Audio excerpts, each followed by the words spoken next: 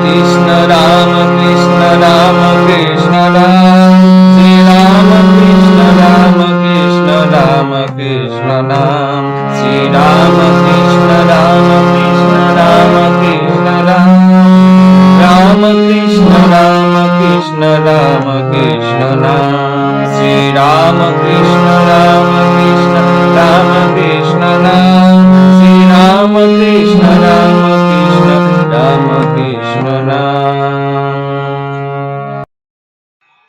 ওম নমো ভগবতে রামকৃষ্ণায় নমো নমঃ। শ্রী শ্রী রামকৃষ্ণ কথামৃত প্রথম খণ্ড। ঠাকুর শ্রীরামকৃষ্ণ দক্ষিণেশ্বর মন্দিরে শ্রীযুক্ত রাখাল, প্রাণকৃষ্ণ, কেদার প্রভৃতি ভক্ত সঙ্গে তারই প্রথম পরিচ্ছেদ আমরা পাঠ করব। দক্ষিণেশ্বরে প্রাণকৃষ্ণ মাস্টার প্রভৃতি সঙ্গে ঠাকুর শ্রীরামকৃষ্ণ কালীবাড়ির সেই পূর্ব পরিচিত ঘরে ভক্ত সঙ্গে বসিয়া আছেন। নিশিদিন হরিপ্রেমে মার প্রেমে মাতোয়ারা, মার প্রেমে মাতোয়ারা। মেঝেতে মাদুর পাতা, তিনি সেই মাদুরে আসিয়া বসিয়াছেন। সম্মুখে প্রাণকৃষ্ণ ও মাস্টার। শ্রীযুক্ত রাখালও ঘরে আছেন। হাজরা মহাশয় ঘরের বাহিরে দক্ষিণ পূর্ব বারান্দায় বসিয়া আছেন। শীতকাল, পৌষ মাস। ঠাকুরের গায়ে মোলস্কিনের ব্যাপার। সোমবার, বেলা 8টা, 18ই পৌষ, কৃষ্ণা অষ্টমী, 1 জানুয়ারি 1883। এখন অন্তরঙ্গ ভক্তগণ অনেকেই আসিয়া ঠাকুরের সহিত মিলিত হইয়াছেন। ন্যূনাধিক 1 বৎসর কাল নরেন্দ্র, রাখাল, ভবনাথ, বলরাম, মাস্টার, বাবুরাম, লাঠু প্রভৃতি সর্বদা আসা যাওয়া করিতেছেন। তাহাদের বাৎসরাধিক পূর্ব হইতে রাম, মনমোহন, সুরেন্দ্র, কেদার আসিতেছেন। প্রায় 5 মাস হইল ঠাকুর শ্রীরামকৃষ্ণ বিদ্যাসাগরের বাদুর বাগানের বাটিতে শুভাগমন করিয়াছিলেন।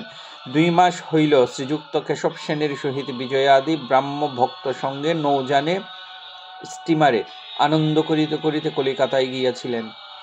শ্রীযুক্ত প্রাণকৃষ্ণ মুখোপাধ্যায় কলিকাতার শ্যামপুকুর পল্লীতে বাস করেন। তাহার আদি নিবাস জনাই গ্রামে। এক্সচেঞ্জের বড়বাবু নিলামের কাজ তদারক করেন। প্রথম পরিবারের সন্তান না হওয়াতে তাহার মত লইয়া দ্বিতীয়বার দ্বার পরিগ্রহ করিয়াছেন।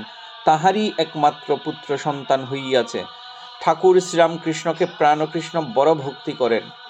একটু স্থূলকায়, তাই ঠাকুর মাঝে মাঝে মোটা বামুন বলিতেন। অতি সজ্জন ব্যক্তি।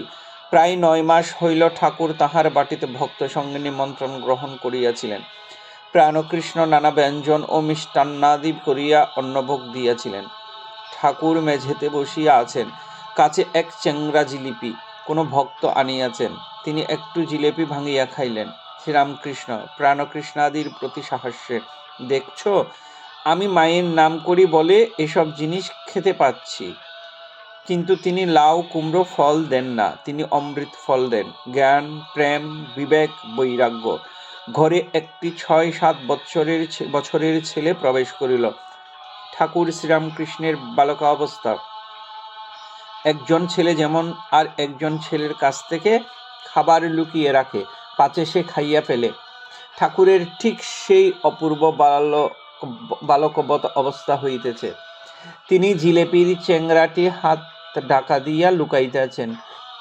ক্রমে তিনি চেংরাটি এক পাশে সরাইয়া রাখিয়া দিলেন।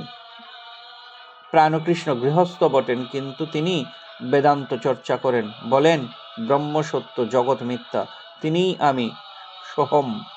ঠাকুর তাহাকে বলেন, কলিতে অন্নগত প্রাণ, কলিতে নারদীয় ভক্তি। সে যে ভাবের বিষয়, ভাব ব্যতীত অভাবে কি ধরতে পারে?